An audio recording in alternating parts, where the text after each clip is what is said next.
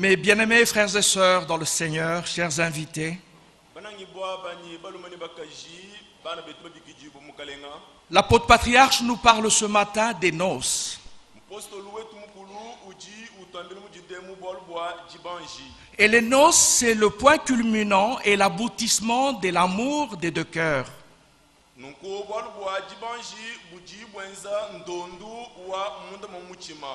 Les noces, c'est le point terminal des deux cœurs qui s'aiment et qui s'unissent enfin.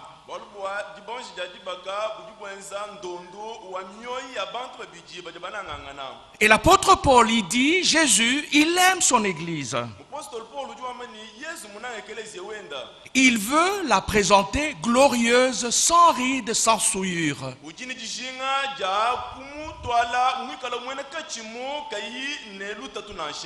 Jésus travaille à cela. Jésus fait le gros du travail. Mais l'épouse a aussi sa part du travail. C'est ça que l'apôtre patriarche nous explique ce matin. Je dois grandir aussi dans l'amour pour mon fiancé,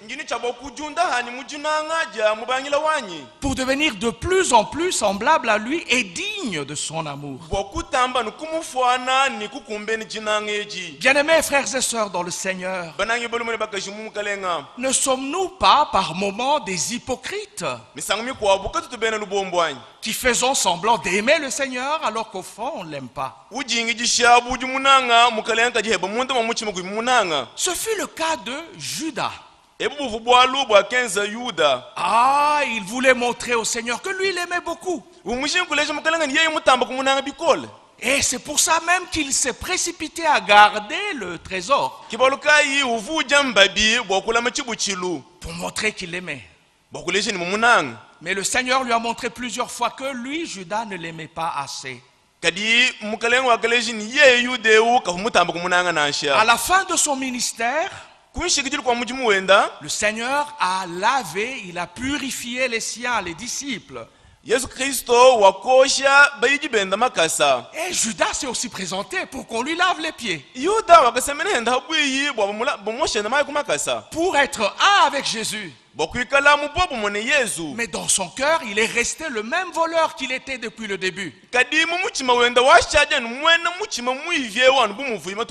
dans son cœur, il n'était pas devenu pur, malgré que le Seigneur lui a lavé les pieds, malgré que le Seigneur lui a essuyé les pieds.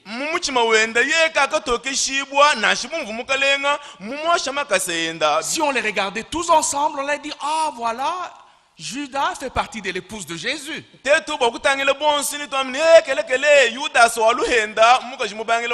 Mais c'était un hypocrite. Il n'aimait pas Jésus, au point qu'il est allé finalement le vendre.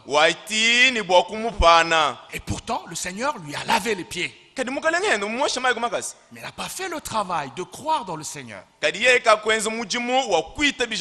n'a pas fait le travail de chercher la grâce. Il n'a pas fait le travail de chercher l'unité. Et nous connaissons plus ou moins le sort qu'il attend. Mais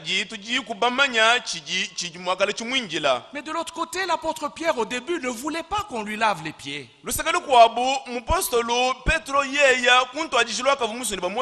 quand il a compris que si on ne lui lavait pas, il n'allait pas être un, il a dit, lave-moi tout le corps.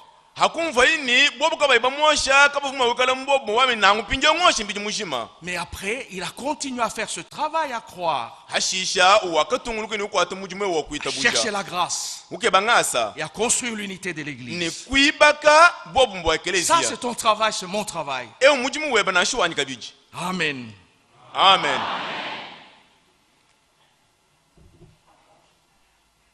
Nous remercions l'apôtre du district pour ces deux exemples qui sont très clairs. Judas d'un côté, Pierre de l'autre.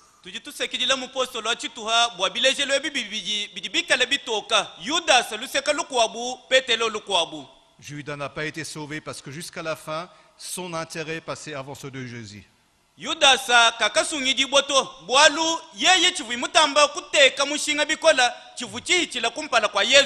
Pierre était tout sauf parfait, il a fait plein de bêtises.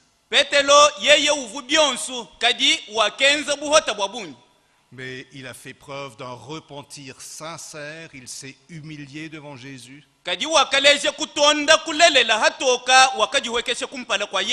Et Jésus lui a pardonné. Parce qu'il savait celui-là même vraiment. Et parce que Pierre aimait Jésus profondément, il a même accepté que Jésus lui dise dorénavant, les païens qui ne respectent pas la loi de Moïse pourront être sauvés aussi.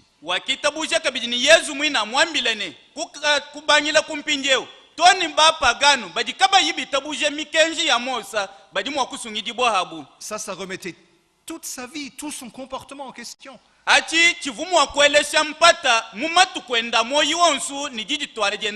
Depuis qu'il était petit, il respectait la loi juive. Il était avec Jésus et Jésus allait tous les jours dans le temple ou à la synagogue comme un bon juif.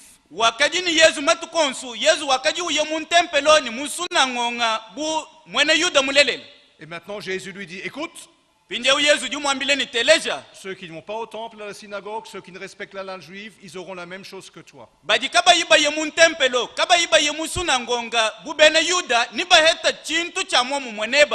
Et Pierre a sacrifié son opinion et ses idées pour pouvoir rester un avec Jésus.